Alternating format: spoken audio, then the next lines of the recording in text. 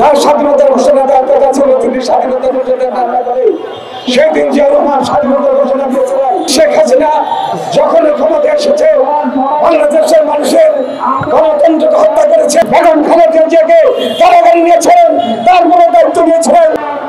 এই সমস্ত নেতৃবৃন্দ ও সাংবাদিক ভাইরা, আমরা আওয়ামী সন্ত্রাসী দোষরদের বিচারের দাবি করেছি।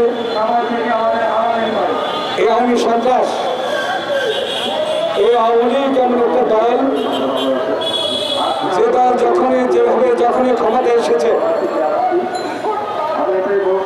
এদেশের মানুষকে হত্যা করেছে, গুম করেছে, খুন করেছে।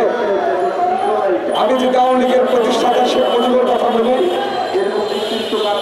সেই স্বৈরাচারী শেখ মুজিব তার স্বৈরাচারী আচরণে আত্মপ্রকাশ করেছে।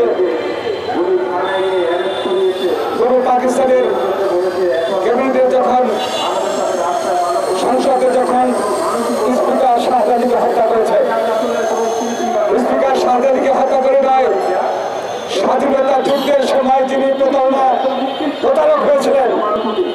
যার স্বাধীনতার ঘোষণা দেওয়ার কথা ছিল তিনি স্বাধীনতার ঘোষণা না করে সেই দিন জিয়া রহমান স্বাধীনতার ঘোষণা দিয়েছিলেন। সেই স্বৈরাচারী মুজিব বাংলাদেশের স্বাধীনতার পরে আবার ক্ষমতা এসে যেখানে দেশ স্বাধীন হয়েছিল, যেখানে ৩০ লক্ষ নারীর রক্তের বিনিময়ে দেশ জিতে অর্জন করেছিল, সেই স্বাধীনতার বিরুদ্ধে অবস্থান নিয়ে আমাদের গণতন্ত্রকে হত্যা করেছে। সমস্ত দলগুলোকে বন্ধ করে দিয়েছিল। ৩০ থেকে ৪০ হাজার মায়ের বুক খালি করেছে। কংগ্রেস সুলতানকে হত্যা করেছে, অনেক ছাত্র জনতাকে হত্যা করেছে। সেই পথ ধরে এই শেখ হাসিনা যখন ক্ষমতা এসেছে বাংলাদেশের মানুষের গণতন্ত্রকে হত্যা করেছে। গণতন্ত্র হত্যা করে সৌজনী ক্ষেত্রে থেকে যায়, অনেক নেতা কর্মীকে হত্যা করেছে। গতকালকে যেমন স্বীকৃতি লাভ করেছেন, আয়না ঘরে দেখতে গিয়ে দেখেছেন কিভাবে নিষ্ঠুর নির্যাতন ভাবে আয়নাঘর প্রতিষ্ঠা করে এই স্বৈরাচারী সরকার এদেশের মানুষকে হত্যা করেছেন। এদেশের জনগণের দেশপ্রেমিক মানুষকে হত্যা করেছেন। এদেশকে একটি দলীয় বলে রাষ্ট্র করেছেন। গণতন্ত্রকে হত্যা করার জন্য বাবার মতন একদলীয় শাসন ব্যবস্থা কায়েম করতে চাই। তার নেতৃত্বে শেখ হাসিনা বাংলাদেশের অনেক মায়ের বুক খালি করেছেন। আজকের প্রমাণ হয়েছে গতকালকে জাতিসংঘের একটা রিপোর্ট, জাতিসংঘ থেকে তারা রিপোর্ট দিয়েছে।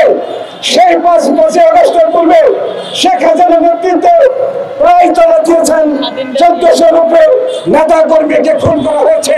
জাতিসংঘের সেই রিপোর্ট ছিল ৫ই আগস্টের পূর্বে।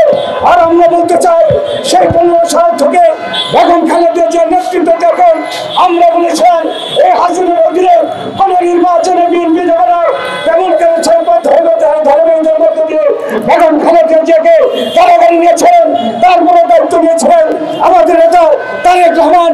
তার নেতৃত্বে জাতীয় ঐক্যবদ্ধ হয়েছিল বলে ৫ তারিখ সৃষ্টি হয়েছিল। ওই ৫ তারিখের মধ্য দিয়ে আমাদের সেই ইলিয়াস আলী থেকে শুরু করে সে আমাদের প্রায় ২০০০ নেতা কর্মীকে আয়নাঘর দিয়ে বিভিন্নভাবে হত্যা গুম করেছে। সর্বশেষ আমাদের প্রায় ৫ই আগস্টের ৫ই আগস্ট থেকে সামনে রেখে প্রায় ৪৫০ বিএনপি নেতা কর্মীকে খুন করেছে, হত্যা করেছে। আমি সংক্ষেপে বলতে চাই আজকে আমাদের ঐক্যবদ্ধ হতে হবে।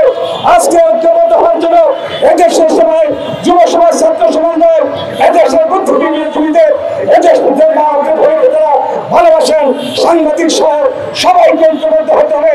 এই দেশকে ঐক্যবদ্ধ বাঁচাতে হবে। আওয়ামী লীগকে ধ্বংস করতে হবে, আওয়ামী লীগকে নিষিদ্ধ করতে হবে। আওয়ামী লীগ যতবার ক্ষমতা এসেছে ততবার দেশ বিরোধী কাজ করেছে। ভারতের একটি অঙ্গরাজ্য প্রতিষ্ঠা করার জন্য এই শেখ হাসিনা এমন কোনো কাজ নাই যারা করে নাই। এই আমাদের বর্ডারে দেখেছেন অনেক নেতা কর্মী অনেক সহজ জনগণকে হত্যা করেছে। কোন হত্যার বিচার শেখ হাসিনা চায় নাই। আমরা বারবার বলেছি প্রত্যেকটা হত্যার বিচার বাংলাদেশ জাতীয়তাবাদী চেয়েছে, প্রত্যেকটা হত্যার বিচার তারেক রহমান চেয়েছে, কিন্তু সেই আওয়ামী সরকার যত কোনো হত্যার বিচার চায় নাই। এটাই মূল কারণ ছিল আওয়ামী লীগ ভারতের একটি সেবাদার সংগঠন আওয়ামী লীগ ভারতের একটি অঙ্গরাজ্য পরিণত করার জন্য বাংলাদেশে এই সমস্ত কর্ম করেছে। তাই বন্ধুরা আমার, আমরা যেমন ঐক্যবদ্ধভাবে এই জাতিকে উদ্ধার করেছি 5ই আগস্ট আজকে আমাদের